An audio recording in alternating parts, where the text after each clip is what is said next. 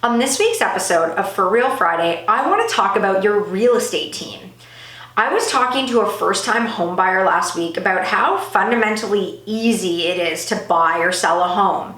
But the key piece is you have to have a good real estate team working with you. And I'm not talking about just your realtor. The majority of the time, I find the first piece of the real estate puzzle is your realtor.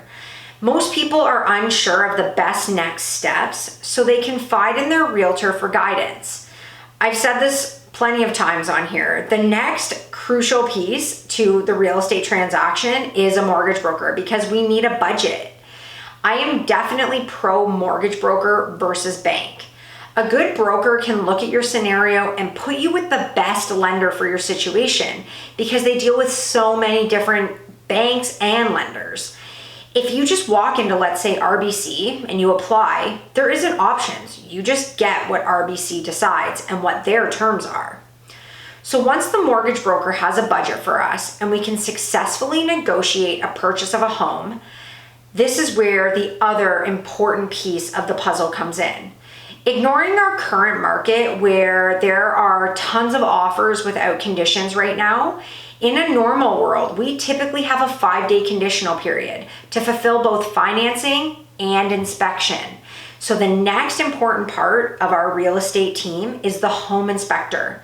You need to know what kind of home you're buying, and the only way to do that is to have a qualified professional take an in-depth look at the home.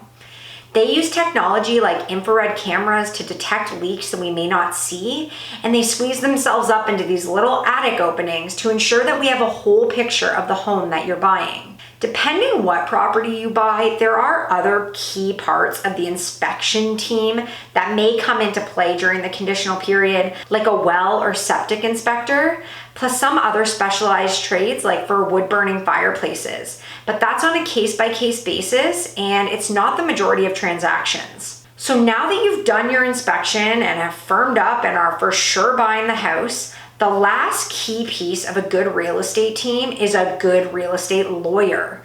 They collect all your documents, they work with the mortgage company to get your instructions sorted out, they ensure there's no liens on the properties, that title is okay, and that you get title insurance. They are obviously one of the most important pieces because without them, you cannot close on your house. There is a lot of behind the scenes work that they do, and then you kind of just go in, sign off on everything, and wait for them to do their magic on closing day. I personally love when my clients take my recommendations on mortgage broker, inspector, and lawyer. These are all the people I use in my personal life who I have a great working relationship with, and know that as a team, our overall transactions just go a lot smoother when we're working together. But even if you want to go kind of rogue from what your realtor recommends, make sure, like with anything, you're doing your research, you're reading reviews, you're asking family and friends for their experiences. Because if you can find yourself a great realtor, mortgage broker, home inspector, and lawyer, you should be in for a smooth ride to the closing of your home.